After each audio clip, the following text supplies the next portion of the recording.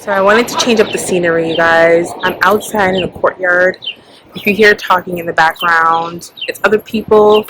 We'll try to stay focused on topic and enjoy the scenery and this beautiful weather. Today I wanted to talk about mental health. Just like physical health, just like emotional health, we have mental health.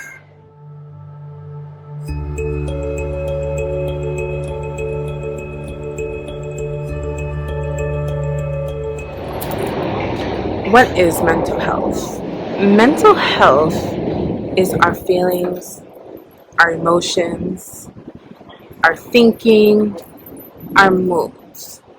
Feeling angry, feeling confused, feeling stressed, feeling upset, or just feeling down. Those are all normal parts of life. Just like feeling happy, feeling confident, feeling blissful are a normal part of life. See, we all experience positive and negative emotions based on what is going on around us and sometimes based on what is going on inside of us.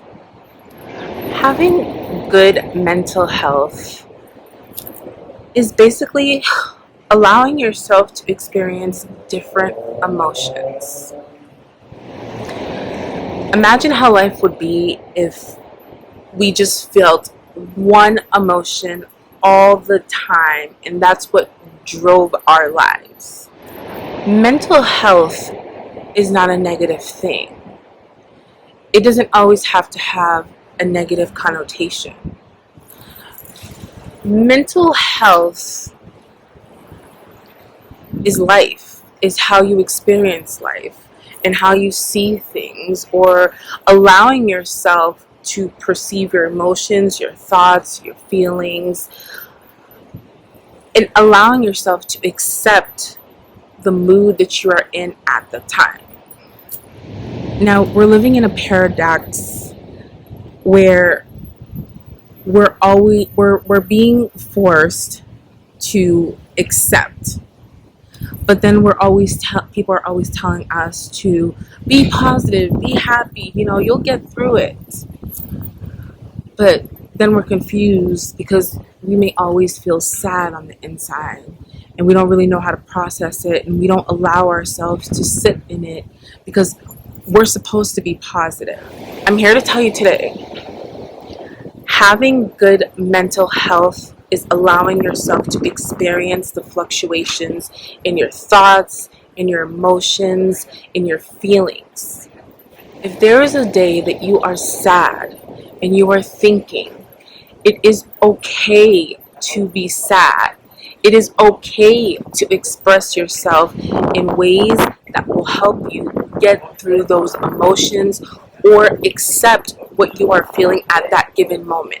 You can't tell how someone feels based on how they look.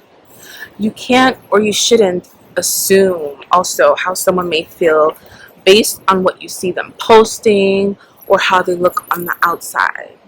Let me tell you a little story about a girl.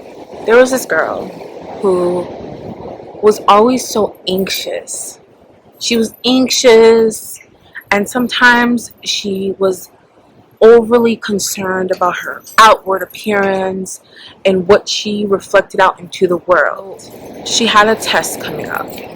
She was well dressed, woke up, had a breakfast, ate, took a shower. She was preparing herself for the day. In between her getting up in the morning, getting ready, and going off to the school, she was frantic. Her mind was just in thoughts and wondering and wondering and wondering and wondering. She was anxious. She didn't want to fail this test. She didn't want to go through, the agony of probably getting ridiculed by her parents or upsetting her parents because she didn't pass the test. And most importantly, she didn't want to upset herself. But her mind could not stop. The feelings, the emotions could not stop. And no one on the outside knows. No one can see what she's going through or what's going through her mind. And maybe she's not at the point in time where she wants to talk about it. And so she goes on through her day, she looks nice, kisses her parents goodbye, and internally she's suffering. Suffering because she's in agony that she's going to fail this test and she doesn't want to disappoint anybody. And so she's going through that mental process. I know I can relate to that story. And I'm sure you can probably too. This is something that we all go through. Sometimes we are so hard on ourselves and it causes mental agony, and our thoughts, sitting and basking in them. And it's okay. It is okay. That right there is an example of mental health. Now, I know there's a bad connotation on mental health where we automatically take mental health or mental illness as someone who's running across the street naked, or someone who's throwing rocks, or we even question our own sanity. But you aren't alone. You aren't. It's a normal part of life to experience certain mental health processes. And everything starts within. Now, some may have the capacity to sustain their mental health, and they find other things to help them heal on their journey or on their path. Some of us don't have that capability, and we're confused and we don't have an outlet. And some of us, from what we've been told or how we grew up, we reject the idea of having a therapist. I'm here to tell you, a therapist is okay to have. Your feelings are valid. Your confusion is valid. It's okay to seek outlets. It's okay to be confused. As long as you determine what you are going through, or you can define what you are going through, you can then move forward and seek the help that you need. Whether it's within somebody else, whether it's doing your own processes. If you want to talk to me, if you want a personal friend, if you want to seek these services and have me on speed dial, visit the website www.angelicloveandgrace.org or email me at angelicloveandgrace.gmail.com. I messed that up. The information will be on the description box below. Don't forget, you are a gem. You are amazing, and you have the best potential within you.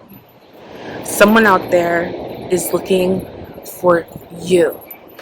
Don't forget to comment down below, you guys. Let me know, what has your experience been with mental health? How do you feel about mental health? How does it affect you? Bye.